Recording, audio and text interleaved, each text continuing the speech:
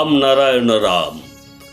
আজকের এই বিশেষ পর্বে আমরা দেশ বিদেশে যে লড়াই, মারামারি ও পারস্পরিক বিরোধ চলছে সেই বিষয়ে আলোচনা করব।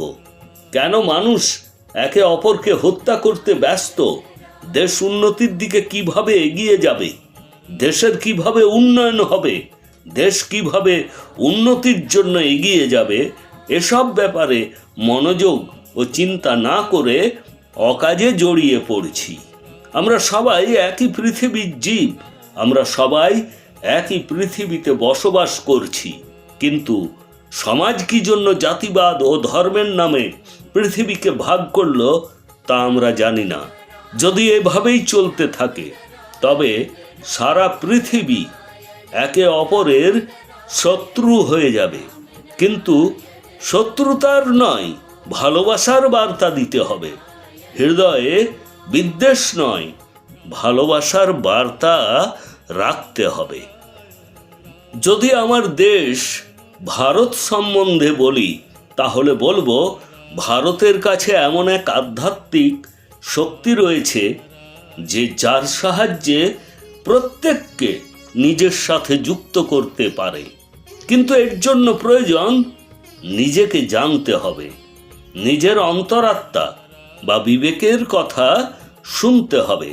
আজকের এই পরিস্থিতিতে মানুষ একে অপরের উপর শাসন চালাতে চায়, কিন্তু আমরা ভুলে যাই যে আমরা সবাই পঞ্চতত্ত্ব বা পঞ্চভূতের দ্বারা তৈরি। আমাদের সবার মন ও বুদ্ধি একই, তবে এটা আমাদের উপর নির্ভর করে যে আমরা আমাদের হৃদয়ে ও মনে নেতিবাচক বা ইতিবাচক ভাবনার কোনটা রাখব। আমরা একে অপরের ভালো করব না খারাপ করব? যখন মানুষ কোনো লোভে পড়ে যায়, তখন সে দেখতে পায় না যে তার সামনের মানুষটিকে সে কতখানি দুঃখ দিচ্ছে।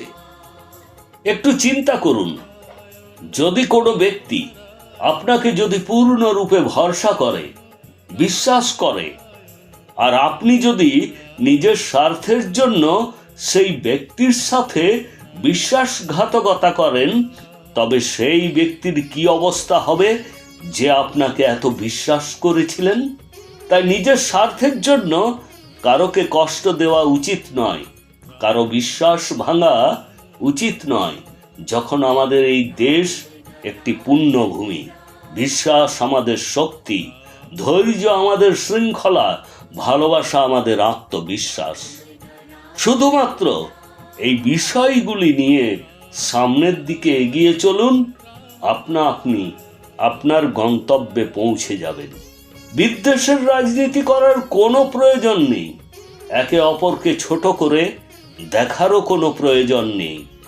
আমরা আমাদের প্রকৃতি থেকে এত সব কিছু পেয়েছি যা আমাদের জীবনকে ধন্য করতে সক্ষম। প্রকৃতির কাছ থেকে শিক্ষা নেওয়ার প্রয়োজন আছে। আমরা সবাই জানি প্রকৃতি কখনো ধ্বংস হবে না, কিন্তু অবশ্যই সময়ে সময়ে পরিবর্তিত হবে।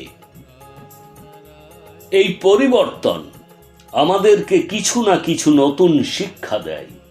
তাই প্রকৃতির সাথে তাল মিলিয়ে আমাদেরকে তাকে অনুসরণ করতে হবে, কারণ প্রকৃতি আমাদের ভারসাম্য রক্ষা করে। আর আমাদের জীবনে যেখানেই কোনো ঘাটতি থাকে, প্রকৃতি তা পূরণ করে। প্রকৃতি কোনো অভাব বুঝতে দেয় না।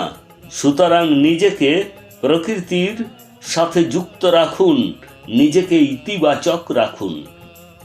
মনে একে অপরের প্রতি ভালোবাসা রাখুন, তাহলে দেখবেন জীবন কত সহজ সরল হয়ে গেছে।